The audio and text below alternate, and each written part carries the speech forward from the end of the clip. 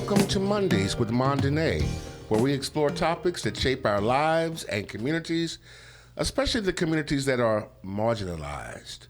Tonight, we'll be delving into the complex history of Black-Jewish relations in the American Civil Rights Movement. I'm your host, of course, Edie Mondene, and our special guest tonight is Rabbi Ariel Stone.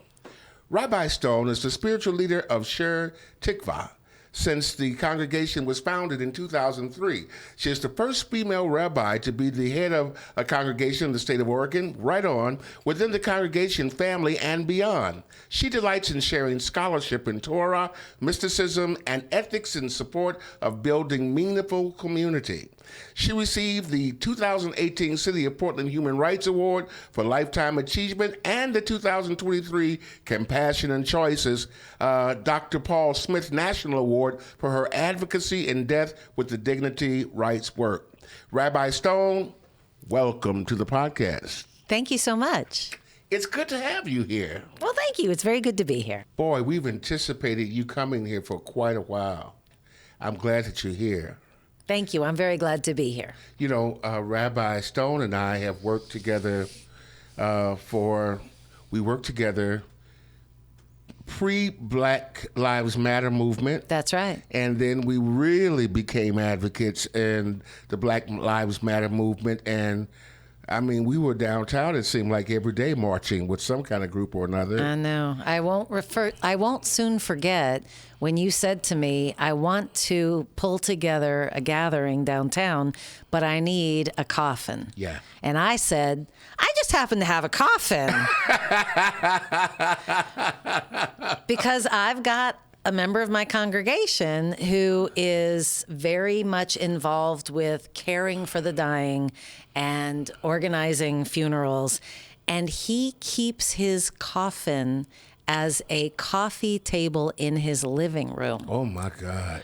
And I just called him up and I said, I need to borrow your coffin. I like to begin by discussing the historical partnerships between Black and Jewish communities in the Civil Rights Movement. Could you elaborate about the significant roles that Jews played in organizations like the NAACP and the National Urban League? I'm very proud of the fact that our two peoples have remained aware of each other, yes, even though we have struggled in separate ways.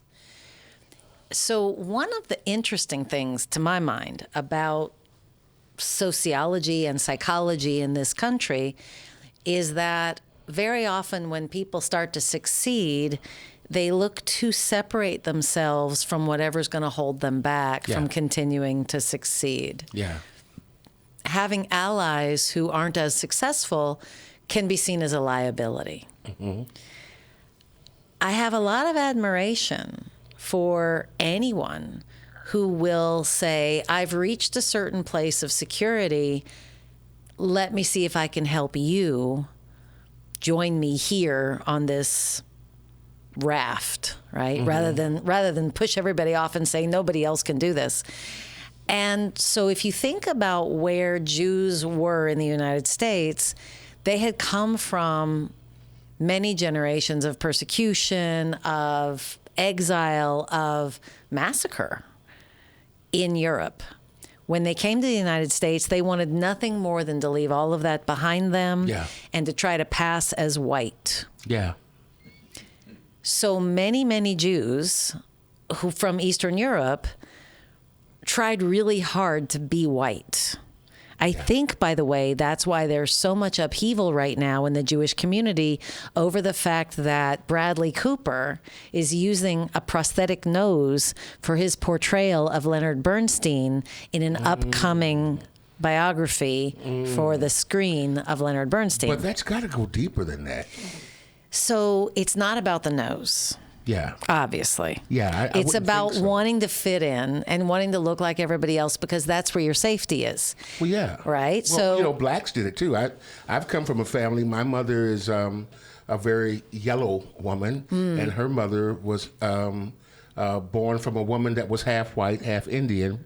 And she had an uncle, young, and she had a aunt that both passed as white people. And so that was very common in the 20s, 30s, and 40s for black people to pass as whites and get the benefit of the education, et cetera. But what they were expected to do was to bring it back home and share it with the others. To the extent that you could. Yeah, right? to the extent I that mean, you I could. can't, if I'm a black person passing as white and I get into a school, I can't ask my far more black looking cousin to come sit next to me in the schoolroom, right? There's only a certain extent to which. But on the other hand, if I'm secure and I have a good job, is there some way I can make your life a little more secure if you can't pass? So for Jews, there was a split between Jews who chose to try to pass and Jews who could not. Interestingly enough, it wasn't about the color of skin as much as it was about the willingness to assimilate, the willingness to give up distinctive practices. The big challenge for Jews was, if you're going to make it in a Christian society, and I don't care what anybody says, this is a Christian society. Well, in God we trust. And Christmas is a federal holiday. Let's not forget Easter. So for Jews who were willing to work on our holy day and eat a ham sandwich with the boss, you could advance. You could become one of us. You could hit the middle class. Jews who said, this is our culture. This is who we are. We cannot give this up. They stayed poor. So there is a fair amount of richer Jews needing to take care of poorer Jews, right, already within the American community in the 18 and 1900s.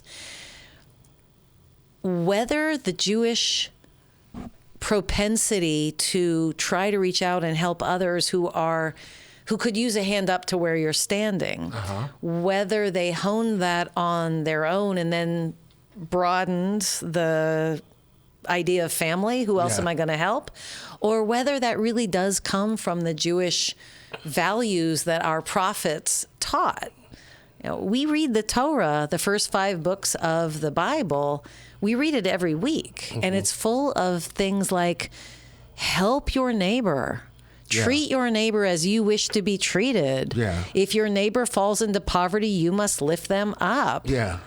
Right? So if you believe that, if you are a Jew who feels that your life is defined by those values, then first of all, I'm sorry, this isn't even the first, this is the 16th, but Jews were the blacks of Europe's. Right? Because in Europe, racial discrimination was focused on Jews. We came to this country, we had no idea of color-based discrimination. And so I think to a certain extent, we were just plain shocked. But then the second part of that was we knew what it was like to be discriminated against. You know, I always wondered, how did you know? I mean, what was there, how did everybody identify? I mean, how could you just look and say, oh, they're Jew? I think it had to do mostly with the way we live, because the distinct practices of Jews are so different. If you're keeping kosher, you can't just go to a cafe. That's amazing. Right? And if Saturday is your day of rest and your holy day, then that sets you apart also. But and I think that answers the question for a whole lot of people, because I know I'm not the only one that thought, how did they identify? We're talking about shared experiences of discrimination and minority status that contributed to the sense of kinship between these two communities.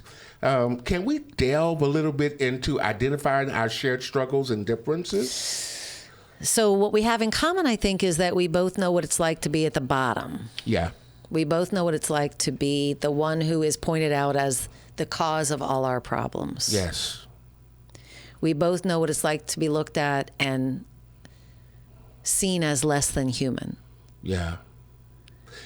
So I believe that had something to do with why Jews would have the ability to reach out. And I got to give them credit. Not everybody has the guts to do this, but you got to give credit to people who've just managed to escape it themselves. Yeah. The few who said, I want to help create the NAACP. I want to help create the Urban League. I believe in this Well, yeah, a lot of more people than just going undercover and staying safe. Well, a lot of folks don't understand that the NAACP and the Urban League were founded by Jewish women who went to W.W. Du Bois and said, we want to be a part of this movement. We want to fund these organizations so that there can be an advancement for colored people in the world. We don't want you to be left behind. We don't want to let nobody turn you around. So, and we're going to put up a picture later of those women that were extremely instrumental in making these movements happen. I tell you, what happened to the camaraderie that we had in the 60s? What happened? What do you think? I think it's really complicated because... But the biggest piece was... Yeah, go ahead. The biggest piece was we were divided by politics. Well, for sure. And it was safer for those that were sympathizers of African Americans to keep their hands away, or otherwise they were kind of crucified. Or the word I'm looking for is what? They suffered. Suffered for that. Well, but here's another interesting thing. Have we thought about the fact that it was Jewish women who helped to found these organizations? Who was involved in the civil rights movement? Mostly men. Yeah. Yeah. Does that have anything to do with it that hasn't even ever really been thought about? I've never thought about that and the why. And wow, what do you think? Well, I don't want to come across as too rabidly feminist or anything. Do it. But speaking as a woman. It's okay. You are a woman. I am. I think. That's the last I checked. And it seems to me, I've told you, if you look at that photograph of Dr. Martin Luther King Jr. standing in front of the Lincoln Memorial at the March on Washington. Yeah. And I've said to you, you look at that row of men standing behind him, any one of them would have killed to be in his place. Oh, my God, yes. Right? You know that it's after the fact that everybody worships that group of men and assumes they were all friends and assumes they all worked together. Well, actually, he was despised by most of those at the time, men. Right? Because of his stand on Vietnam, and right. because of his politics. They didn't think that he was radical enough in some ways, but it wasn't until afterwards that they became his friends. He was kind of an outcast. And I tell you, we talk about the crab in the bucket mentality. It was birthed in blackness, So, my goodness, boy, that's a good one. Well, so how would the story of Black Jewish folks interacting and working together to march together toward freedom, how would it be different if it had taken place among women rather than among men, right? This is a very male-centered society. Yeah. And things among men happen in a certain way. There's a certain kind of competition. There's a certain kind, I think, of anxiety among men that they have to conquer the world. What happens if you get a group of Jewish women and a group of black women in a room? What would we have done in the civil rights movement? Well, you know what? It's not too late to do that. No, it's never too late. Although I don't want it to be gender-based. I want it to be a little more nuanced than that. Because one of the things we've learned is that, well, biology, science will tell you that every human being has both male and female within them. So I think what I'd like to do is, at least in my tradition, we talk a lot about the male side and the female side of not only each human being, but of God, right? Yeah. And it seems to me that there's been a lot of male energy that has led the way for a long time. But if you look back far enough, it's clear that there were women-centered societies way back in the day. Yeah. That were, it's not just Wonder Woman, it's not just a film. Well, yeah. There really were. Yeah. And it's very intriguing to consider, you know, is there a pendulum and will it move again? And what do we gain and what do we lose if only one gender is involved in the fight? There was a big movie that we just had, and I wasn't prepared for this, so I can't remember the name. It's not the Wakanda Forever movie, but the...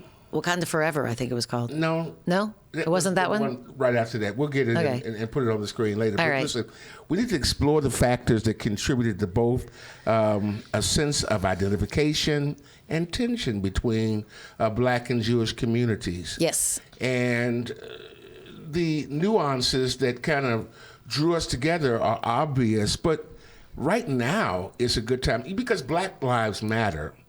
Amen. That ship has sailed. Right. Okay. So we're in a new era. We're in a place where there is no longer the civil rights issue, it's the human rights issue. And I think that we're right back at where we were in 1927, but we have a different kind of issue in front of us. To where it is more centralized and it's more equal in terms of who needs to help and where and why and how. And it's those movers and shakers that were there then that are going to have to take the pendulum and help it swing the other way, as you spoke of. Now listen, if there's people out there that really want to get involved in sitting down and having some serious dialogue with the Jewish women in our community, we can start there. Absolutely. And then make this thing go a little bit further. Sure. But what are your thoughts around all of that? Well, one of the things we have to deal with is that the world has changed and that many people don't trust each other as much as maybe we used to. We don't have the kind of social contract that we used to take for granted, at least in parts of our community. So the more atomized things get, the less people trust each other, the more we realize we have more room. We have more room to distrust, right? We have to work harder to get through it. So there is a fair amount of misunderstanding on each side, right? And there are tropes. There is a fair amount of racism in the Jewish community, and there's a fair amount of anti-Semitism in the Black community. Oh, yeah. So one of the things that might be really important would be to sit down in a room full of people and talk that out, right? Yeah. You have to... I come from a people that believes in memory. You don't just forget everything and start over. You have to settle things. You have to get everything out in the open. But then you do have to bury it and move on, right? I don't want to keep rehearsing age-old grievances, right? I want to move on. If you look at Germany, when I worked and lived in Ukraine after the fall of the Soviet Union. Yeah, I wanted to talk a little bit about that. Well, the most interesting thing about that to me was that the young Jews of Ukraine, they wanted to move to Berlin because that was the coolest place that they knew and the place where they could thrive. And I'm like, don't you know what happened there 80 years ago to your grandparents? And they're like, I don't care. Everything's different now. Yeah. Right? So that's one of the things that's great about being young. Right? And so if we can have a little bit of a young mentality, I think it's important to have the museums. I think it's important to honor and remember what's been and to let it instruct us so that we don't do it again. Yeah. But it's also really important to move past it and not to introduce ourselves with our trauma. Yeah. Right? Hi, I've been massacred. Hi, you've been massacred. Okay, well, we have that in common. You know, that's just... That's great to grieve together, but then let's go ahead and do something. Well, you know, the wealth gap has a lot to do with what we might think as resentment, or why do you have and we don't? Sure. Well, and it's how many of us can pass, right? Yeah, in this country, you get rewarded. The whiter you are, the more you get rewarded. Yeah. How can we help to really break that barrier right here in these United States of America? I'd love to see a lot of money barriers broken and turned upside down. And so one of the tropes about Jewish people is that they have a lot of money. Yeah. I saw a wonderful map of Manhattan a couple months ago that showed where all the rich people lived, and like very few of them are Jewish. but the Jewish people somehow get the attention. Yeah.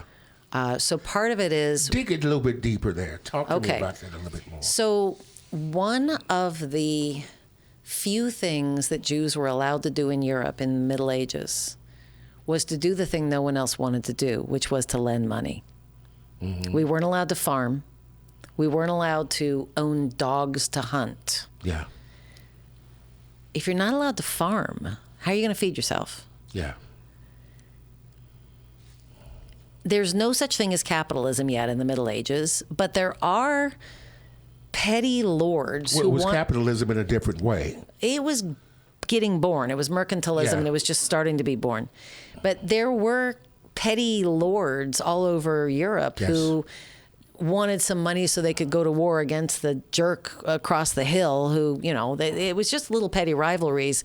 But none of them believed in balanced budgets. And so they would go to the Jew in the town who wasn't allowed to do anything else, but was told, Christians can't lend money, so the Jews need to lend money. So, of course, some Jews got into lending money. You should read, if you haven't, there's a book called, I think it's called Rebecca of Donnybrook Farm. Oh, okay, yeah. And it talks a little bit about this. There's another book called Ivanhoe. Ivanhoe's actually cut out the one about Rebecca. There's a book called Ivanhoe. Forget about her. It's a book called Ivanhoe. It's got a woman named Rebecca. And in Ivanhoe, there's a Jewish character, and it's pretty well, it's Rebecca's dad, and it's pretty well set out and pretty well described how he's caught in this thing where the only thing he's allowed to do is be a moneylender, but then he's punished for being a moneylender. So if you lend money to the king and the king can't repay you, he just doesn't. Wow. And then you're ruined. Wow. Other times when the king needs money, they take one Jew, like a leader Jew, like a rabbi, and throw them in jail and tell the Jewish community you have to ransom that person out if you ever want to see them again. Another thing they used to do was just to kick all the Jews out of town and say you can't take anything with you. Wow. And then just take all their belongings, and that would help them with their bottom line. I think that we could probably compare stories about how that has happened in our community as well. But so here's the part that isn't fair. Yeah. Your people and my people came to the United States. Your people came against their will. Yeah. My people came fleeing persecution. Yeah, your people came, we were brought. Exactly. Yeah. And so we both get here. And bought. We both get here, and we get dumped out on the shores, and we have nothing, but we do have our wits. And, well, we're not allowed to swim in the swimming pools, right? No Jews and no dogs and no blacks, right? Yeah. So, but we do have our wits, and we are allowed to crawl around on the edges of society and try to make a little bit of money and try to crawl our way forward. You're not allowed to do that. Yeah. So that's where the wealth gap starts. Yes, I agree. Right? I agree. So what we have now is two peoples doing their damnedest to survive, but one people has been constantly held back because of the way they look. And the other people are looking around going, what are you picking on them for? What do you mean skin color? Because that's not something we're familiar with. So how can we become very thoughtful about creating legislative room to make those changes? Now, we've tried some things in the past that absolutely have not panned out. But what can we do together? What if I were to ask you that question, what can the blacks and the Jews do together to create a vehicle that's going to help pull together that wealth gap a little bit more succinctly? What would you say that would be? And how could the Jews in this century, rather than the 19th century, help facilitate how that can happen? What do you see that can happen now that the Jews have the absolute power to do? We're only 3% of the population. Well, But we do have... The money makes you 10%.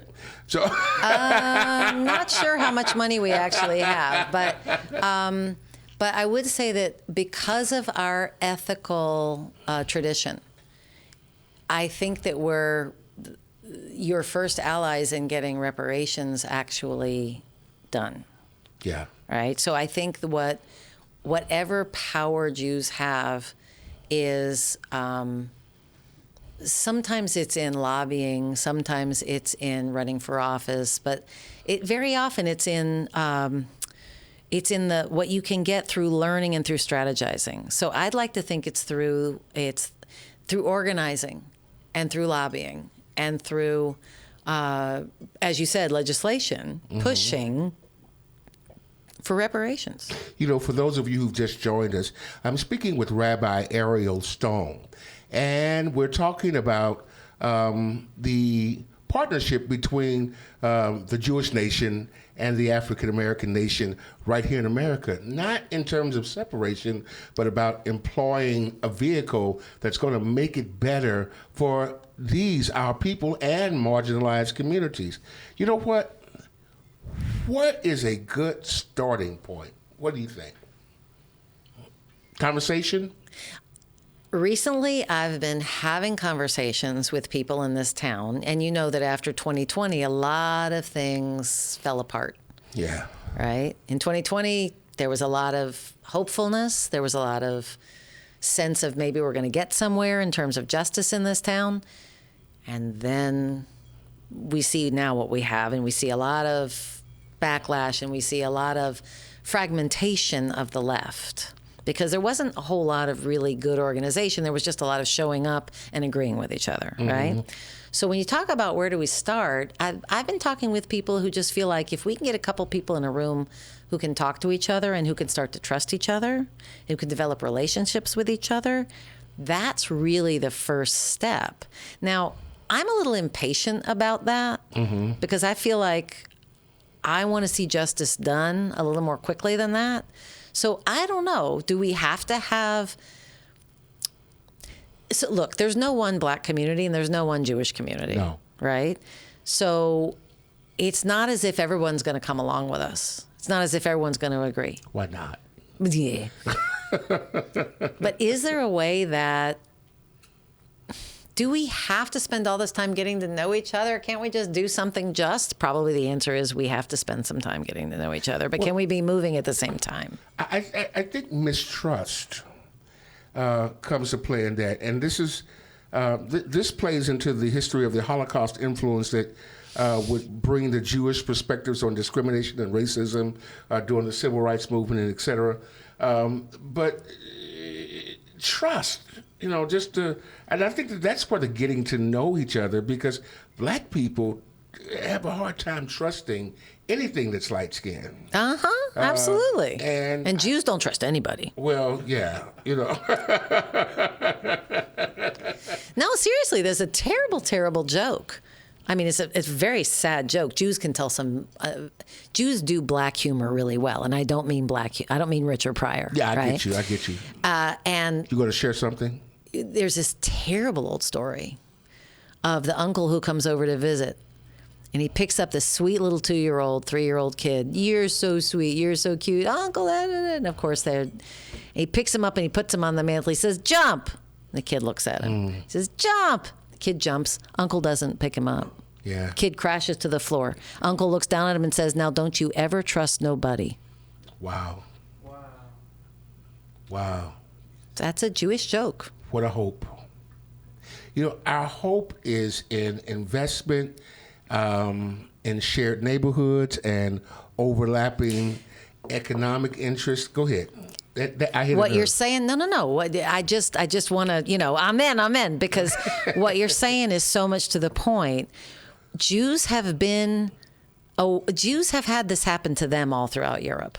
Yeah. And the problem they have in reaching out and being partners with the black community, I think, is their own insecurity, because they've had it happen to them.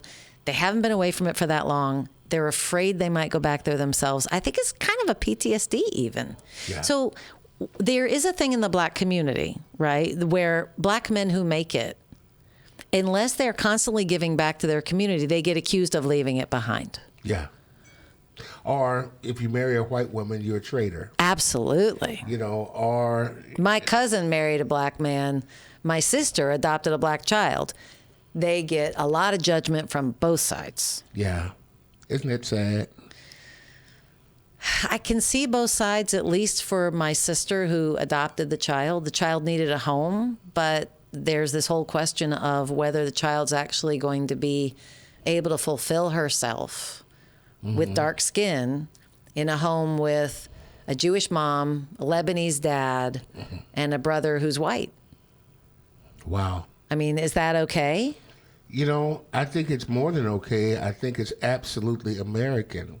And I touche. think, yeah, and I think it's what the idea is. But I think what where we come with fisticuff is where the black man is now sharing his experience with a white woman that doesn't understand his struggle, and that he's not married to a black woman to where he can help pull her to the place that she ought to be in society and in our creation. But if we get those two people working together and making the difference, I think that that's going to do some good. Where do we start, Rabbi? Where do we start? Well, you and I have started. Yeah. Good point. Right? The question is, how do we expand it? What happens next? Do we bring one more person in? You know, here's one of the problems. White saviorism. Yeah. Right? You remember you and I sat in a room full of people who said they wanted to help you? Yeah. And I was so uncomfortable. Do you remember that? Oh, yeah. You talked about the white voices in the room, or the white male voices in the room that overshadowed the graciousness of what we were trying to do. And you were the host. Yeah. It was quite uncomfortable. It was terrible. And they meant well. They wanted to help. And they were clueless about how much pain they were causing. Listen, Rabbi, it has been an interesting conversation. Interesting conversation so far. But we've got to wrap this segment up. But I tell you what, stay tuned, because we're going to have Rabbi, I want to say Rabbi Rose all the time, Rabbi Stone come back with us next week on Mondays with Mondine. And I want you to tune in. I want to thank all of our sponsors, Poshines, and we want to thank Aunties and Tanties Daycare. We want to thank Adorn Electric, and all of these people here that are involved with making this better. We thank you for coming this week, and we want to invite you back next week so we can continue this conversation. Thank you very much. Hey, this is Edie Mondine, and I want you to know to learn to do better and to be better in everything that you do, and understand that the power is not in the streets, the power is in you. God bless. Hey, I've got a real important announcement. I am so pleased to have finished my new book. It's called Maladies to Melodies. It's my memoirs, a story of my life, and all the things that have made me who I am. Listen, it's going to be one of these covers, and I'd like you to help me make that decision. If you like the one that has the piano on it, or just my charming face, let us know in the comments so that we can take your choices into consideration. It's going to be available to you in September, and I'm looking forward to sharing my life with you. God bless.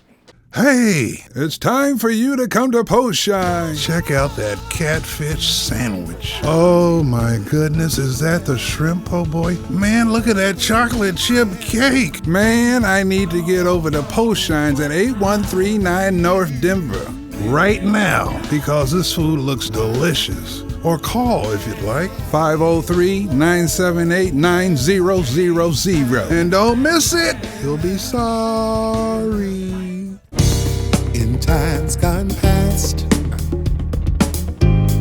we find ourselves making excuses so that people reminded, ooh, I've got to get home and tend to the brand new missus. I need some time alone. Can't just wait until I finish texting on my phone.